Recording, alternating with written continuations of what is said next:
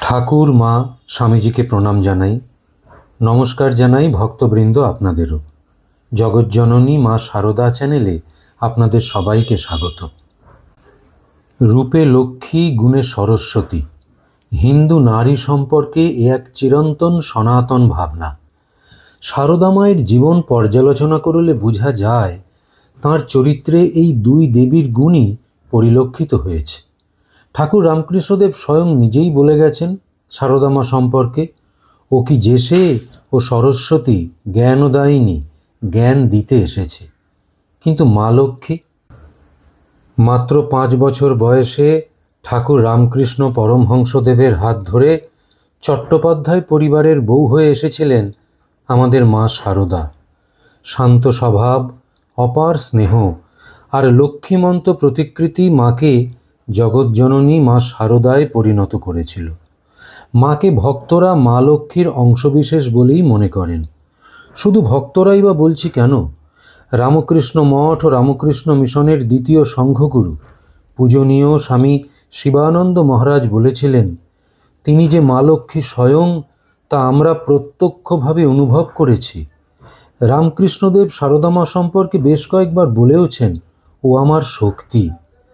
আর ঠাকুর রামকৃষ্ণদেবকে তো পূর্ণ ব্রহ্ম নারায়ণ বলেই মনে করেন ভক্তরা।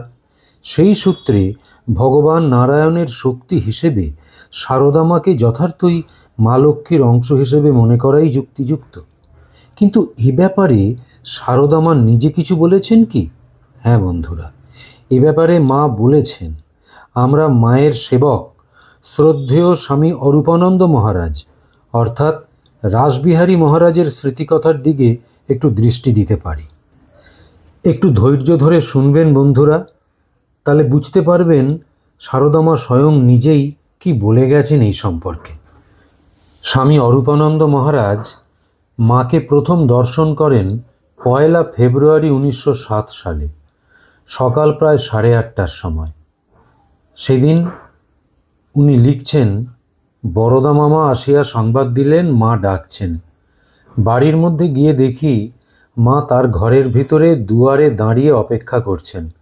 প্রণাম করতেই জিজ্ঞেস করলেন, কোথা থেকে এসেছো? আমি জেলার নাম বললাম। মা বললেন, এখন বুঝি ঠাকুরের কথা টথা নিয়েই আছো? আমি ওই কথার কোনো উত্তর দিলাম না। যেন পূর্ব পরিচিতের মতো কথাবার্তা, সেই সস্নেহ দৃষ্টি আমার এখনো মনে পড়ছে। মা জিজ্ঞেস করলেন, তুমি কায়স্থ? আমি বললাম, হ্যাঁ। মা, তোমরা কটি ভাই? আমি, 4 ভাই।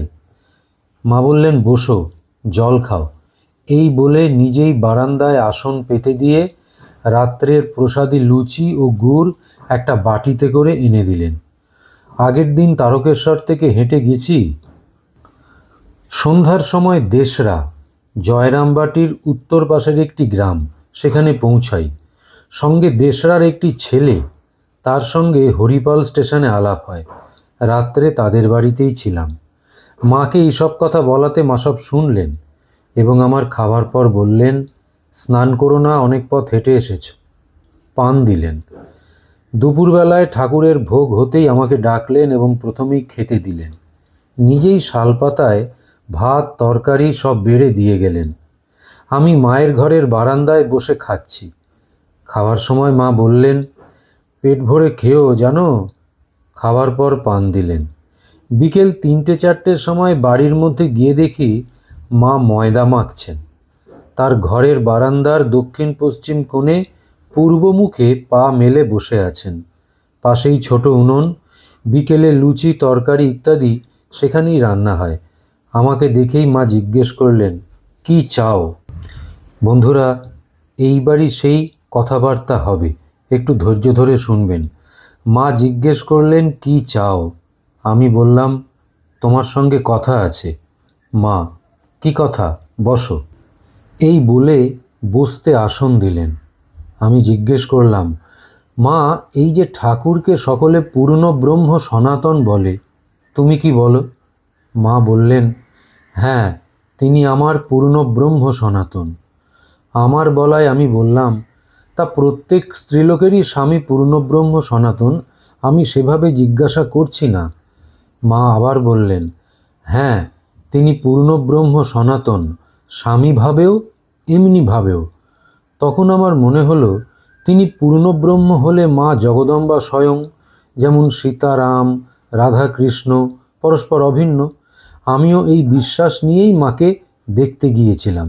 জিজ্ঞেস করলাম, তবে যে তোমাকে এই দেখছি যেন সাধারণ স্ত্রীলোকের মতো বসে রুটি বেলছো, এসব কি মায়া না কি?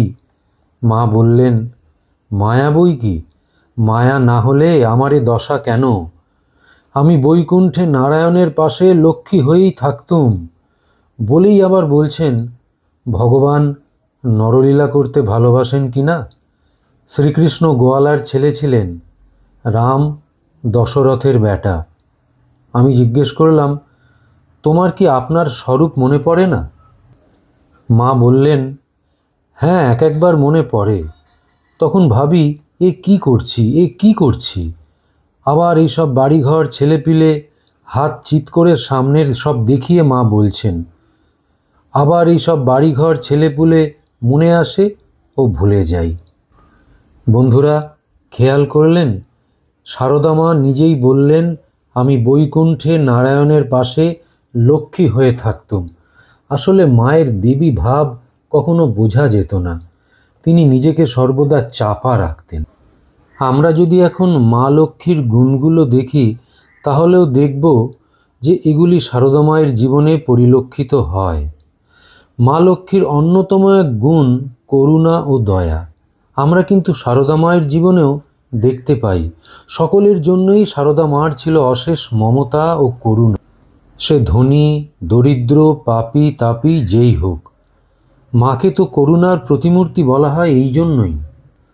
মা লক্ষ্মীর আরেক গুণ ছিল পবিত্রতা ও শুচিতা। সারদা মায়ের জীবনেও দেখি, সংসারে থেকেও নিষ্কলঙ্ক জীবনযাপন। মা লক্ষ্মী যেমন পদ্মে থেকেও কাদায় মেশেন না। শান্তি আর স্থিরতা মা লক্ষ্মীর আরেক গুণ। সারদা মা তো সব পরিস্থিতিতেই ধৈর্য ও স্থিতি বজায় রাখতেন, এবং কি করে সব পরিস্থিতিতে ধৈর্য ও স্থিতির দ্বারা মানিয়ে নিতে হয় সে ব্যাপারে সন্তানদের তার পথও বাতলে দিতেন। অন্নপ্রদায়নী মা লক্ষ্মী। সারদা মাকেও দেখুন, কি দক্ষিণেশ্বরে, কি জয়রামবাটিতে সন্তানদের খাওয়াবার জন্যে মায়ের কি অপরিসীম উৎসাহ। মা সামনে বসে সবার খাওয়া দেখে তারপরে নিশ্চিন্ত হতেন। এর থেকেই স্পষ্ট ধারণা করা যায়, সারদা মা মা লক্ষ্মীরই আরেকটি রূপ।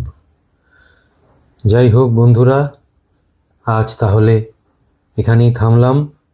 ঠাকুর, মা, স্বামীজি আপনাদের মঙ্গল করুন।